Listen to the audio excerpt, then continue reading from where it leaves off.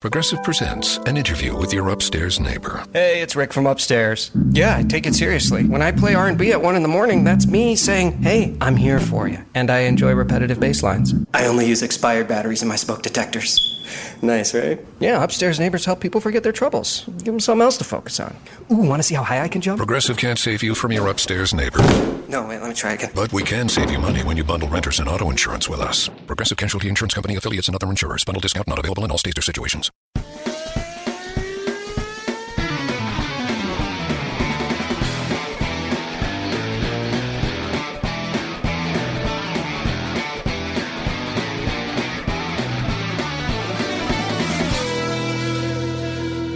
Hello and welcome to this week's episode of the Inside Line Formula One podcast. Guys, we're back and Kunal, we've had 8 days of testing. What do you have for us? Well, McLaren is fast, Ferrari is fast, Toro Rosso is fast, and Mercedes are rumored to be running 2 different specifications of cars in 2019. That, I think, is the big story of the preseason tests from the season. Yeah, I think that's what you get when there is unlimited spending allowed in Formula One. And it actually feels like an arms race to me about, constantly outspending each other for those fractions of seconds, as they call it. And it's time Liberty Media, you guys need to put your budget cap talks in action. And I know that, this has been a long time coming and it has to be a phased implementation, but the earlier we start, the better it is. I know, at one end we have Williams and they only just managed to build a car in time for testing. And here Mercedes may have built 2. Well, and in other notes from testing, it was really a case of whose rake is the biggest. And I think Williams definitely had the biggest rake. And clearly it was an attempt from them to claw back on all the lost mileage. Yeah, and in my notes from testing, something I have scribbled is understanding the C-labelled Pirelli tyre compounds. Do you think it's more difficult this season? Yes, that too. And honestly, I've just left my mental calibration regarding the C-labelled Pirelli tyres to each racing weekend. I cannot be deciphering it during preseason testing. I feel you. So guys, in this week's episode of the Inside Line Formula One podcast, we're going to talk about Mercedes' Two-Spec approach for 2019. We also talk about Formula One's attempts to standardize the sport and why it's a catch for all concerned. Should Formula One drivers have coaches as part of their team setup, like professionals in other sports? And finally, we share all the strange reasons countries and their governments are coming up with to not host Formula One races in the future. Right, so before we proceed, guys, remember to subscribe to us on iTunes, Audio Boom, and on Google Podcasts for your weekly dose of Formula One humor. And you guys already know where to find us on Facebook. It's the Inside Line F1 podcast. Come follow us and we promise you laughs every single day. Yes, please do. So Kunal, Formula One is working to standardize the sport. They issued a tender for a sole supplier of gearboxes. Yes, I said there's a catch and here's where the catch is, and honestly, I must state this on the record. I am all for standardization, especially to keep costs low, but more importantly, to even out the competition. Like, if you see the other junior Formulae, for example, or even Formula E, the competition on track is cutthroat. I mean, imagine such wheel-to-wheel action and drama in the world of Formula One. So what's the catch? Here's the catch. That standardization could actually drive away the car manufacturers, especially the ones that have works team. And, I don't need to name them because there are actually very few of them. Yeah, and we're too used to seeing Ferrari versus Mercedes, globally known brands going wheel to wheel. So I wonder what it would be like, to see, say, Racing Point battling Haas for the World Championship. That's interesting. Yeah, and mind you, these could still be powered by Mercedes and Ferrari power units. Well, or maybe that's just what Formula One has realized, that no amount of rule changes is bringing more manufacturers to the sport. So would standardization then be aimed at attracting independent teams? That's a really good point. I think that could be so too. And independent teams would mean more millionaires, and actually millionaires is no longer can afford Formula One, but billionaires like Lawrence Stroll. But, all jokes aside, Formula One needs a healthy mix of the two. the good old car brands as well as ambitious independent Formula One teams that have the possibility of competing in Formula One and not just Formula 1.5. And Formula One soon to launch their documentary on Netflix. This is from the 2018 Formula One season. And guys, to be frank and honest, I did not like that trailer. Kunal, it just seemed like a compilation of the best crashes from 2018. I know, and it seems like such a gross misrepresentation of the season. I mean, at least the trailer was. And, we had an epic battle between two great legends and two very famous teams, and I hope they've actually been able to capture the essence of that.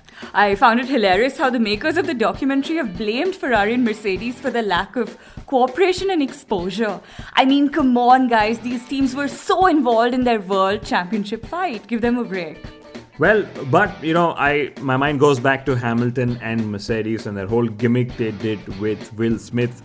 This was at the Abu Dhabi Grand Prix, wasn't it? And yes, I know you could argue that this was after Hamilton claimed the title.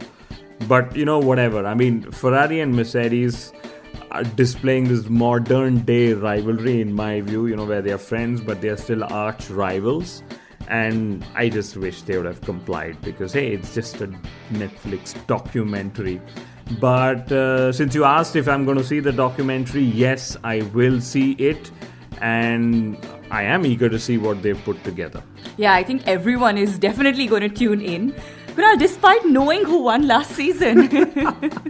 So Indy Car said that they're going to be using the AFP or the Advanced Frontal Protection from this season. And the AFP is actually not deemed to be as effective as the halo that we have on our Formula One cars. And IndyCar will also return to the LED panels on the cars. They actually attempted to use this for a few races last season and then discontinued it. Guys, these lights indicate whether a driver is using the power boost, the time taken in a pit stop, and several other key factors that will improve the visual viewing experience of IndyCar races. And since the IndyCar racing cars are nearly like 14 seconds slower than Formula One cars, I understand that it would be easy to read these LED panels on the cars, even at high speed, because, well, it's not Formula One speed or whatever. Very funny. I'm tempted to laugh, but Kunal, let's at least acknowledge that they're attempting some pretty interesting on-car innovations that aren't only focused on speed. Yes, and what did Formula One cars put last? Ceramic microphones, right? That's what they did. Mm-hmm. But if I remember right, Anthony Hamilton, Lewis Hamilton's father, he had recommended something similar for Formula One to pursue. But, this is Formula One. We don't really pursue something interesting unless other series try it out first. So we have guinea pigs out there and we'll see.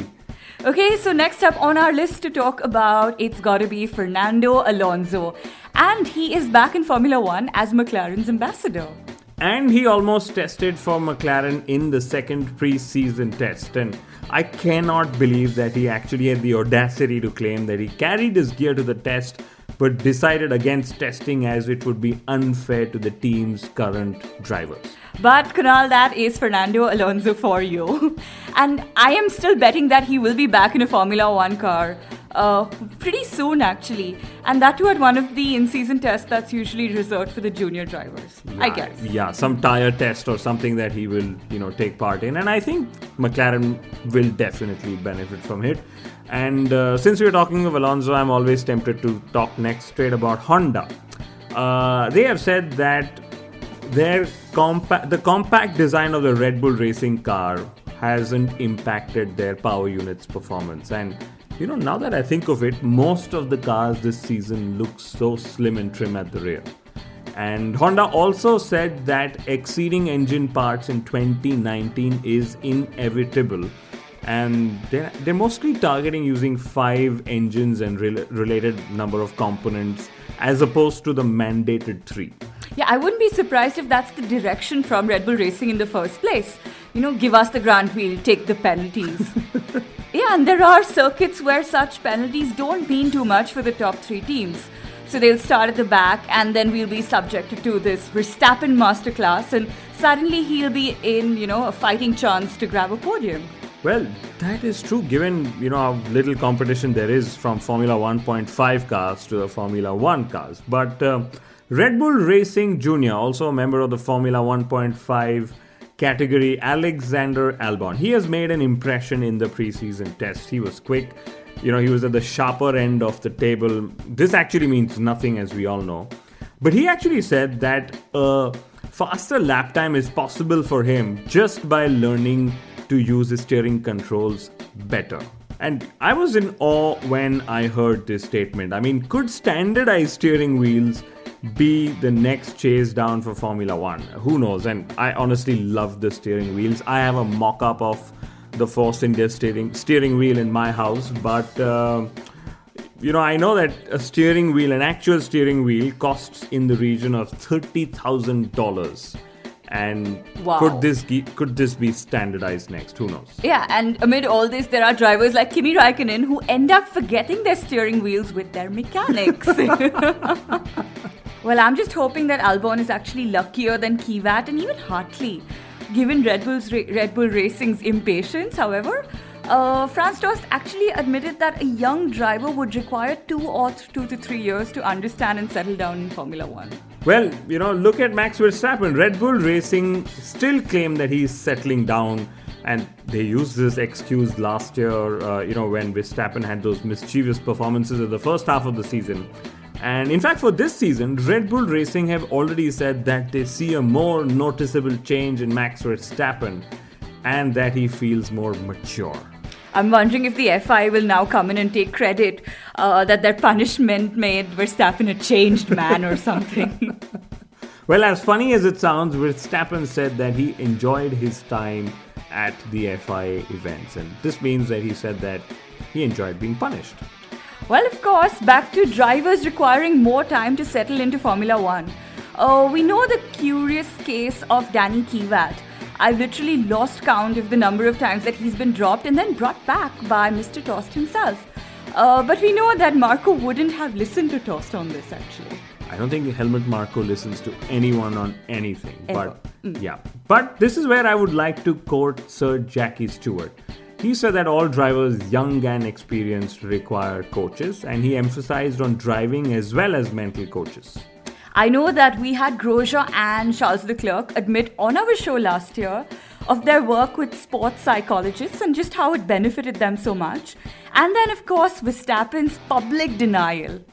Yes, the other sport I closely follow is tennis, and even someone as talented as the GOAT Roger Federer, has his coach sitting in his team box during all his matches. And I would love to see Formula 1 drivers having similar setups and, in public. And the last season specifically showed us that some of the most talented drivers could benefit from external coaching. I think the only team setup that the drivers have these days is their physiotherapist and maybe a personal manager, if you're Lewis Hamilton. Celebrity manager. Yes.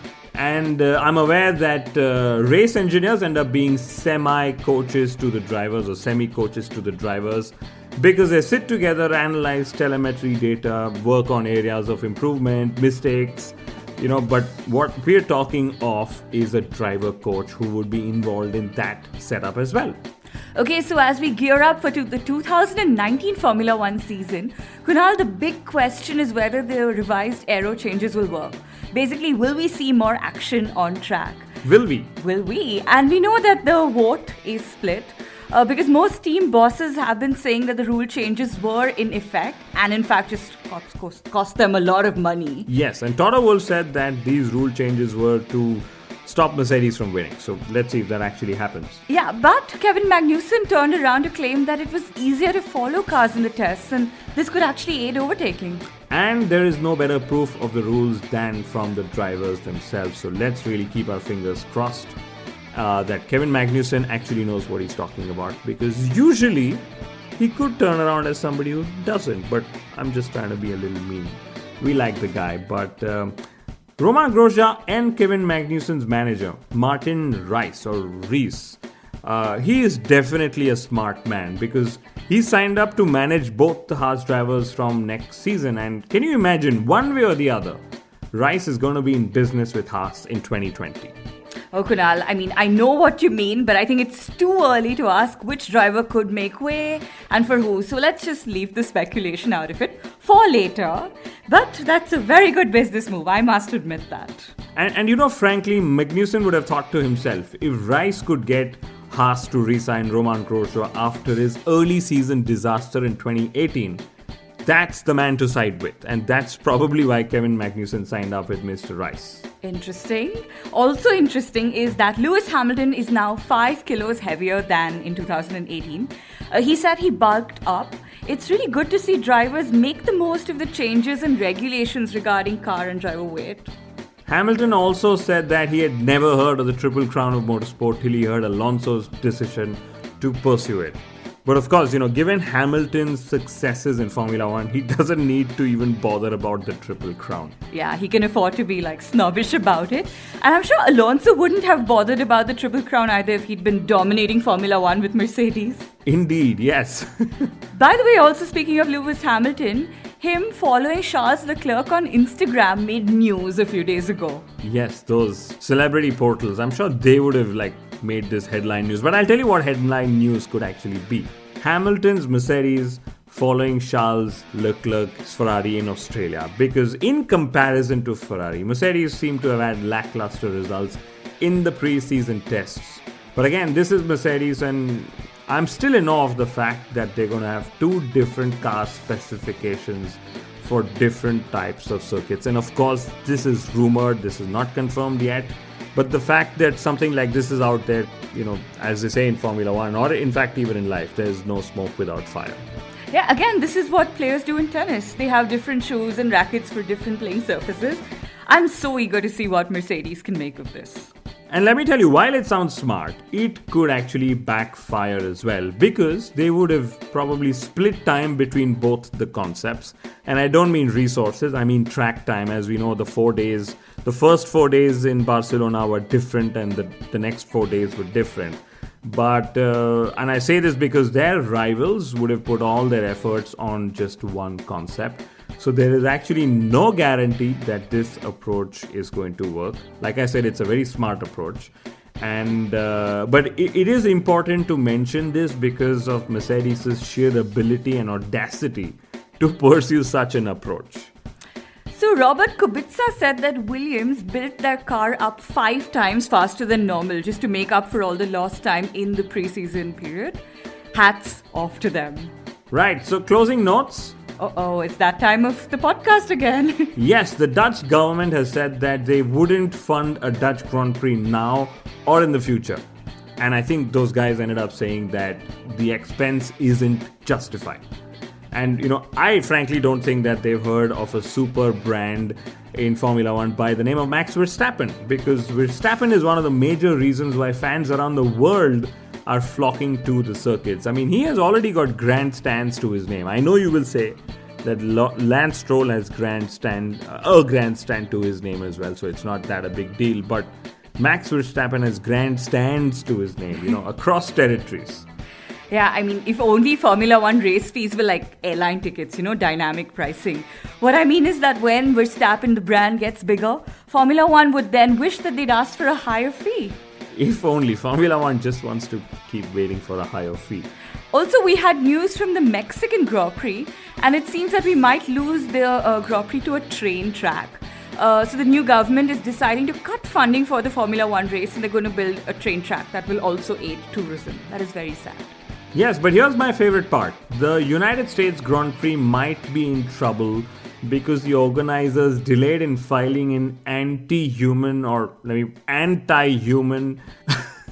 It's the American Grand Prix. I'm just trying to have slightly American accent. But anyway, anti-human trafficking plan on time. And can you imagine that they delayed a report by over 30 days and they couldn't file it? And that could be the reason why the reimbursement might not come through. That sucks. Yeah, I mean, we've all been in corporate jobs where we've had to file reimbursements on time. And I don't know why the United States Grand Prix organizers couldn't do so. Someone's in trouble. Anyway, finally, the new Formula 3 Championship is going to have unlimited DRS.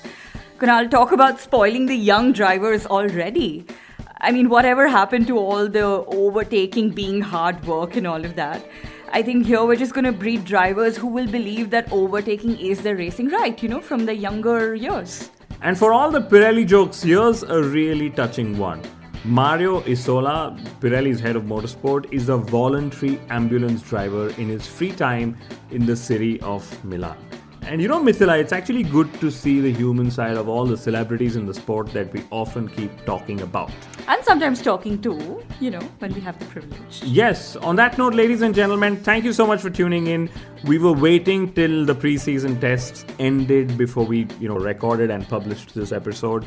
But we will be back mid next week. We're going to have a few days gap, but we will be back mid next week. Thank you so much, and we will see you then. Adios.